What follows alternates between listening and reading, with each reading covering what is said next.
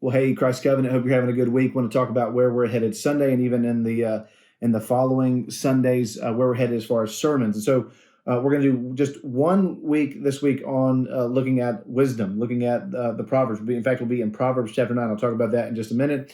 And then from there, we're going to continue our look at being a light to the nations, what we looked at in the book of Jonah, this idea being about the mission of God or being about Christ's commission.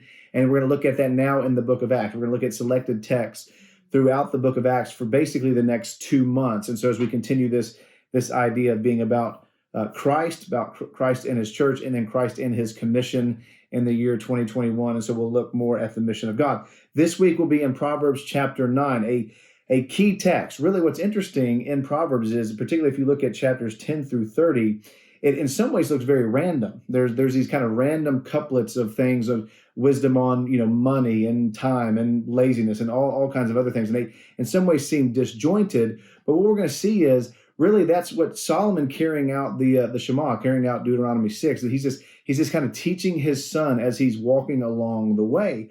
But what's important is, and really there's this prologue to Proverbs 10 through 30 in chapters 1 through 9, and it kind of comes to the culmination in chapter 9, the chapter that we'll look at Sunday, where Solomon sets before his son 2 options and basically says, you need to decide to be in relationship with one of these options. In fact, he uses personification. He uses the option of Lady Wisdom and Lady Folly, and he basically presents before his son, which of these women will you marry? Which of these women will you be enthralled with? Hoping that his son, by being the savvy teacher, using personification, hoping that his son will be enthralled with wisdom. In fact, the book of Proverbs is mainly about Solomon writing his son, the son who is to rule the kingdom, hoping that he will rule the kingdom by wisdom. And so he comes to this fundamental faith decision. Who will you be in relationship with? Will you be in relationship with Lady Wisdom or Lady Folly? And then it's very interesting that he kind of compares, he talks about Lady Wisdom at the beginning of chapter 9, he talks about Lady Folly at the end,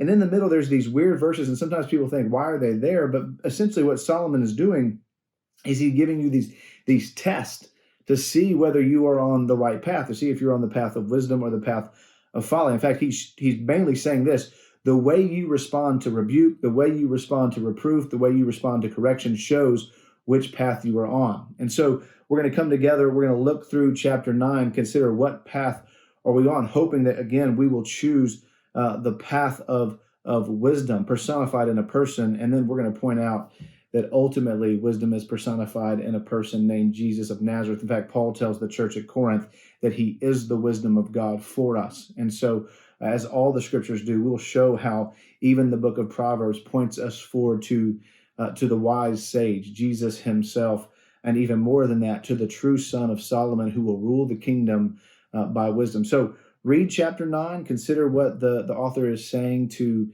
the original audience, consider what the author is saying to us, and then let's come together and study Proverbs 9, and then let's pray that we will be wise people. I look forward to seeing you Sunday.